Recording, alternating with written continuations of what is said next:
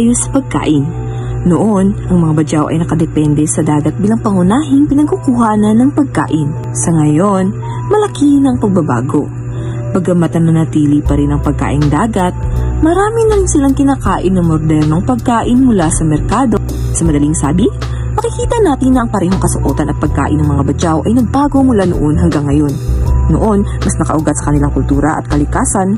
Ngayon, mas simple, moderno at nakabatay sa pakikibagay nila sa lipunan. Ang tradisyonal na sayaw ng mga badyaw ay napaka-elegante at mabagal, gamit ang kamay at braso na parang halo ng dagat. Karaniwang isinasayaw ito sa mga kasalan at ritual, suot ang tradisyonal na kasuotan at may kasamang tugtog ng kulintangan at gabang. Sa kasalukuyan, makikita ang mas bagong bersyon sa mga cultural show at paligsahan. Mas mabilis ito, mas nakaayos ang galaw at kadalasan ay may recorded na tugtog. Kung ang lumang sayaw ay nagpapakita ng malalim na kultura at espiritualidad, ang bago namang sayaw ay inangkop para sa modernong langgam at libangan. Noong unang panahon, ang mga awit ng badyaw ay nakaugat sa kanilang tradisyon at kaugnayan sa dagat. Kadalasan, ito ay ginagamit sa mga ritual, kasal, at iba pang seremonyang pangrelihiyon o kultural.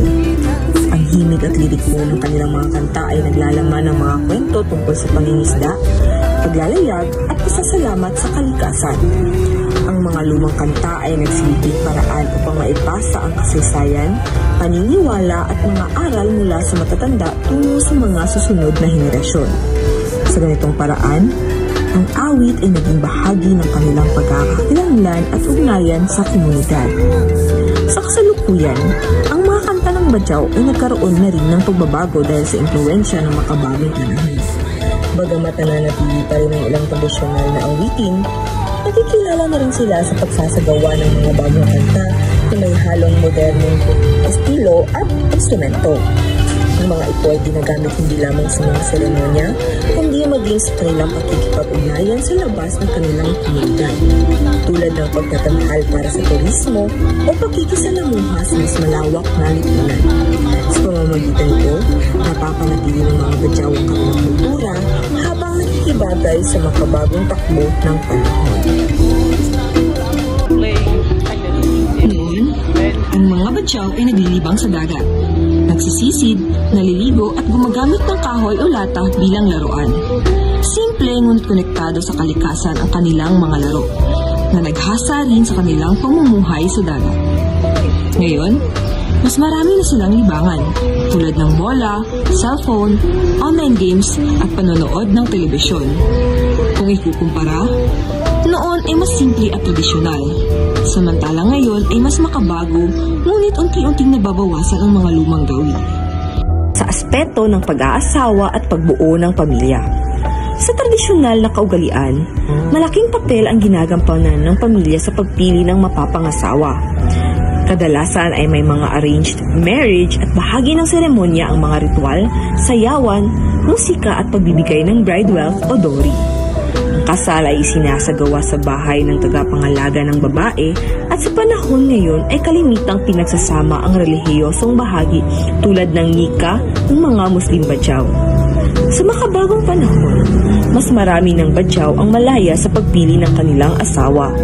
Nagiging mas simple na rin ang kasal at kadalasang pinagsasama ang tradisyonal at modernong elemento, gaya ng paggamit ng western wedding gown o suit kasabay ng mga tradisyonal na aksesorya.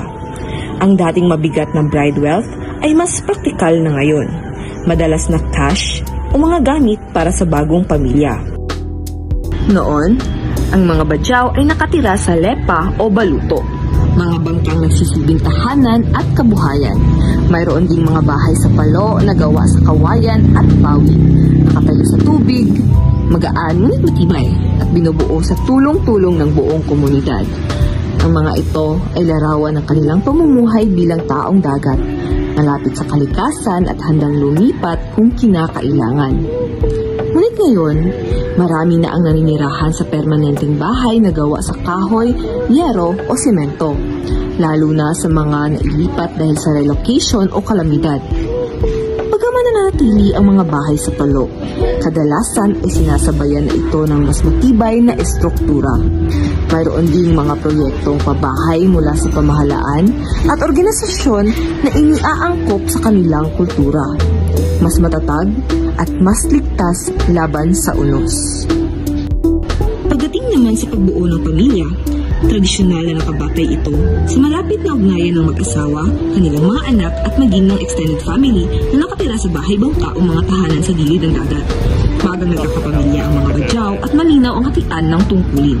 Ang ama ang nangingisda at kumakayod, samantalang ang ina ang nag-aalaga sa mga anak at sa bahay. Ngayon, marami na ang naninirahan sa lupa, nakikinabang sa mga serbisyong panlipunan at nagkakaroon ng alternatibong kabuhayan bukod sa pangingisda. Mas nabibigyan na rin ng pagkakataon ang kababaihan sa edukasyon at trabaho at sila ay mas nakikilahok sa mga desisyon para sa pamilya. Dati, ang buhay ng mga badyaw ay nakatali sa dagat. Ang kanilang tahanan ay ang mga bangka na tinatawag nilang lepa o ang mga bahay kubo na nakatayo sa ibabaw ng tubig. Ang bawat miyembro ng komunidad ay may kaalaman sa dagat, mula sa pagbasa ng alon hanggang sa paghuli ng isda sa isang hininga lang. Ang kanilang hanap buhay, mangingisda, mangingisip ng perlas, at pangangalakal sa iba't ibang pulo. Ngunit sa pagbabago ng mundo, nagbago rin ang kanilang mundo. Ang pagkawala ng mga tradisyonal na hanap buhay at ang pagsikip ng kanilang tirahan sa dagat ay nagtulak sa kanila na maghanap ng bagong buhay. Ang karamihan ay napunta sa lupa, sa mga syudad na puno ng ingay at dumi. Ang hanap buhay ng ilan sa kanila ay nagbago mula sa pagiging mangingisda. Ang iba ay napilitang maging tagatinda ng maliit na bagay o kaya ay humingi ng limos sa kalye. Ang dating proud na maninisid, ngayon ay kailangang mag-survive sa kakaibang kultura at kapaligiran. Ang dating malinis na tubig ay napalitan ng maalikabok na kalsada. Ang mga kabataan na dapat ay natututo ng tradisyonal na paghuli ng isda, ay ngayon natututo ng ibang paraan para mabuhay.